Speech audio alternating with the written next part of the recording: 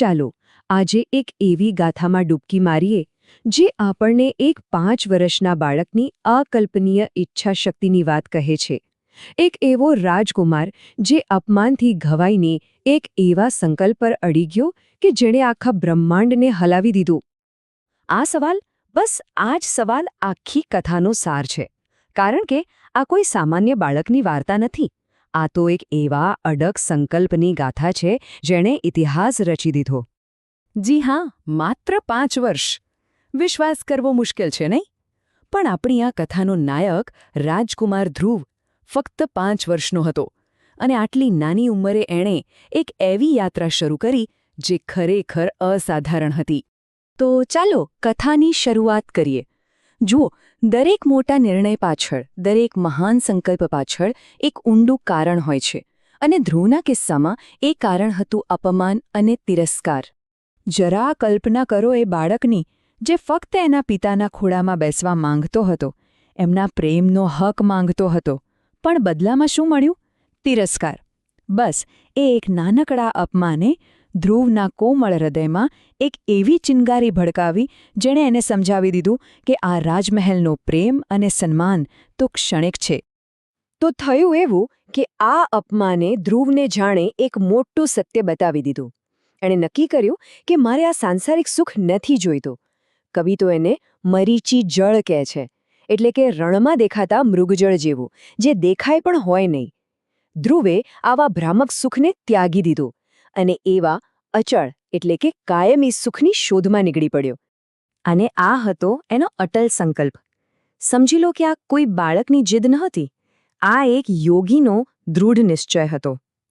રાજમહેલ, સુખ સંપત્તિ બધું જ પાછળ છોડીને એણે વન તરફ પ્રયાણ કર્યું। તો રાજમહેલ તો છૂટી ગયો, પણ હવે આગળ શું?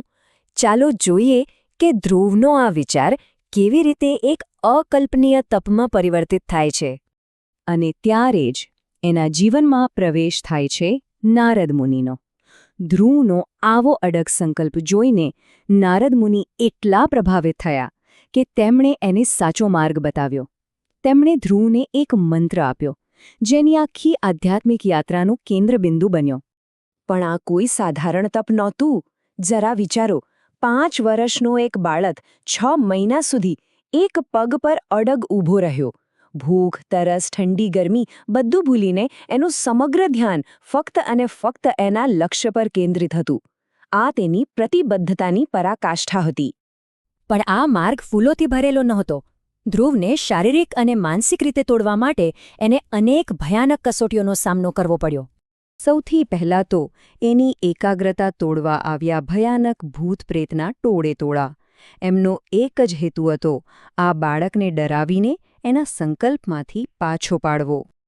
એ ગયા તો આવ્યા જંગલી જાનવરો, હિંસક શિયાળ, ગર્જના કરતા સિંહ અને ઝેરી સાપ ચારે બાજુથી ઘેરી વળ્યા। પણ ધ્રુવનું ધ્યાન તો અચળ જ રહ્યું। અને જાણે આટલું ઓછું હોય એમ પેલી ભયાનક આકૃતિઓ એના કાનમાં ચીસો પાડતી હતી, મારો એને, ખાઈ જાઓ એને। આ શારીરિક હુમલા કરતાં પણ વધારે ભયાનક માનસિક ત્રાસ હતો। તો સવાલ એ છે કે આટલા ભય અને વિક્ષેપ વચ્ચે પણ ધ્રુવ અડગ રહ્યો કઈ રીતે? એનું રહસ્ય હતું એના ત્રિસ્તરીય અનુશાસનમાં। એણે શરીરની જરૂરિયાતોને અવગણી, મનને ભયથી સંપૂર્ણપણે મુક્ત રાખ્યું અને પોતાની આત્માને કેવળ મંત્ર જાપમાં જ કેન્દ્રિત કરી દીધી। એનો સંકલ્પ અખંડ હતો। ચાલો અહીંયા 1 મિનિટ માટે વાર્તાને રોકીએ અને સમજીએ કે કવિ ધ્રુવના આ તપ દ્વારા આપણને સાચી ભક્તિ વિશે શું શીખવવા માંગે છે। કવિના મતે સાચી ભક્તિ એટલે ધ્રુવની ભક્તિ, કોઈ દેખાડો નહીં, કોઈ માંગણી નહીં, બસ એક શુદ્ધ, અટલ પ્રતિબદ્ધતા, જેમાં વ્યક્તિ કોઈ પણ સાંસારિક લાલચ વગર પોતાના આધ્યાત્મિક ધ્યેય માટે કોઈ પણ કષ્ટ સહન કરવા તૈયાર હોય છે। આ તફાવત બહુ મહત્વનો છે। એક બાજુ છે ધ્રુવ જેવો સાચો ભક્ત, જે સ્વેચ્છાએ કષ્ટ સહન કરે છે કારણ કે એનો હેતુ શુદ્ધ છે, અને બીજી બાજુ છે એ ભક્ત જે માત્ર દેખાડો કરે છે અને ભક્તિના નામે પણ આરામ અને દુનિયાવી ફળ જ શોધે છે। અને આના માટે કવિ એકદમ ધારદાર ઉપમા વાપરે છે કાષ્ઠના લાડવા, એટલે કે લાકડાના લાડુ। દેખાવમાં તો લાડુ જેવા જ લાગે, પણ શું એનાથી ભૂખ મટે? ના. બસ એ જ રીતે જે ભક્તિમાં નિષ્ઠા ન હોય એવી પોકળ ભક્તિથી ક્યારેય સાચું આધ્યાત્મિક ફળ નથી મળતું. ચાલો હવે પાછા ફરીએ આપણી વાર્તાના સૌથી મહત્વના અને અંતિમ પડાવ પર. આટલા અવિરત તપનું પરિણામ શું આવ્યું? ધ્રુવના તપની તાકાત એટલી જબરદસ્ત હતી કે આખું બ્રહ્માંડ ડોલી ઉઠ્યું. દેવો પણ ચિંતામાં પડી ગયા. અને છેવટે જેમના માટે આ બધું તપ કર્યું હતું તે ભગવાન વિષ્ણુ એ બાળકની અતૂટ ભક્તિથી પ્રસન્ન થઈને એની સમક્ષ પ્રગટ થયા.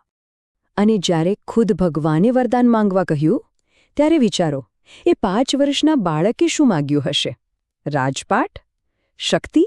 ના. એણે તો ફક્ત એટલું જ માંગ્યું કે હે પ્રભુ, તમે હંમેશા મારા હૃદયમાં વાસ કરો.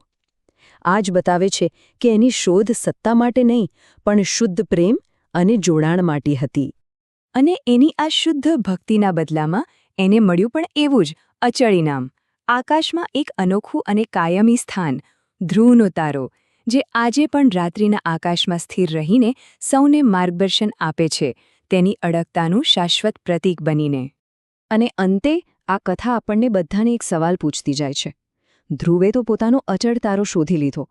આપણા જીવનમાં એવું કયું લક્ષ્ય, કયો સિદ્ધાંત કે કઈ એવી બાબત છે જે ધ્રુવના તારાની જેમ અડગ હોય અને જેના માટે બધું જ દાવ પર લગાવી શકાય? આ એક વિચારવા જેવો પ્રશ્ન છે, નહીં?